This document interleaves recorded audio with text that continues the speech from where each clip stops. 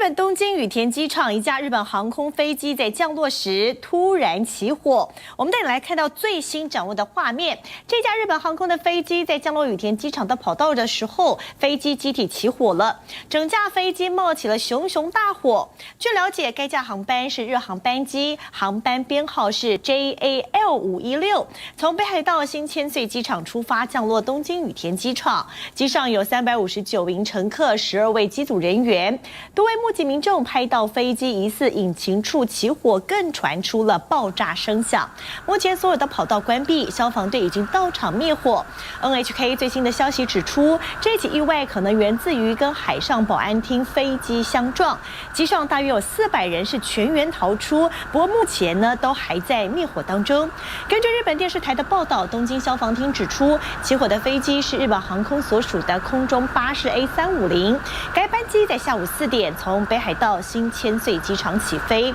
然而疑似跟海上保安厅的飞机发生冲撞才会起火。据了解，飞机引擎在降落的时候已经冒出了火光，泄漏的燃油又带着火光一路燃烧跑道，引发了大面积的失火跟浓烟。所幸目前机上300多人都疏散完毕，火警也在逐步的控制当中。